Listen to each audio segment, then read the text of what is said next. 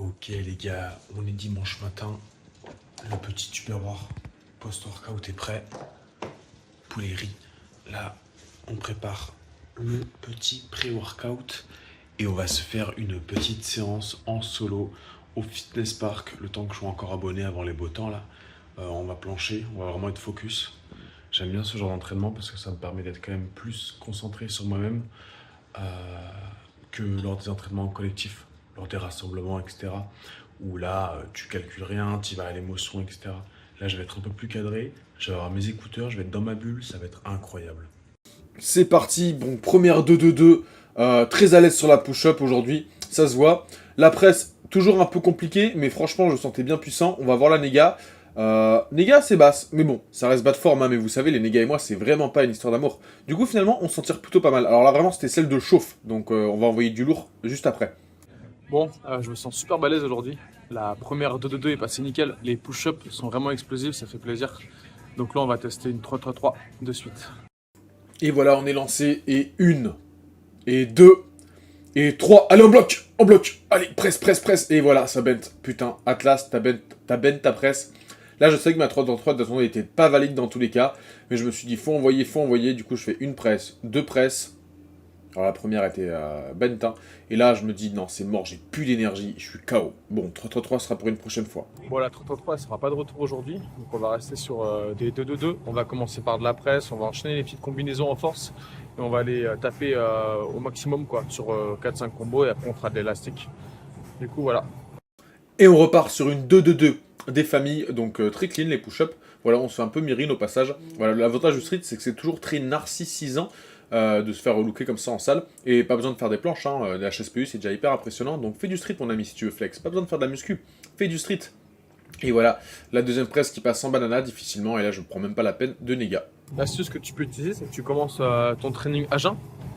Et ensuite, quand tu commences à manquer de jus, bah, tu te fais une banane. Et là, je t'assure que la banane, elle est vraiment bonne. Elle est sucrée.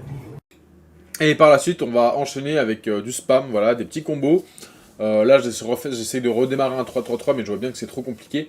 Donc voilà, 3 push-ups, une straddle press bent arm. C'est pas grave, là, le but, ça va vraiment être de mettre du volume au poids du corps sans élastique. Donc, néga, hop, séquence suivante, là, séquence suivante, je vais spammer tout simplement des presses. Donc là, je pense qu'actuellement, au max, ça doit être 3. Bon, peut-être 4 en début de séance. Là, vous voyez, j'en fais 3, ouais, après c'est hyper bas de forme, donc on va pas s'amuser à les compter. Et je termine avec une petite straddle en négative. Et ensuite, du coup, je spam les push-ups. Et là, c'est un peu la séquence où je me suis dit, bon, vas-y, au poids du corps, je commence à être bien KO. Voilà, j'ai plus trop de jus. Donc j'ai plutôt passé au front et à l'élastique. Et bon, du coup, j'ai fait un peu d'élastique à la salle, mais j'avais pas de magnésie. Il fallait que je fasse du tirage et que je continue un peu renfo. Donc je suis revenu chez moi tranquillement, ça m'a fait une petite pause.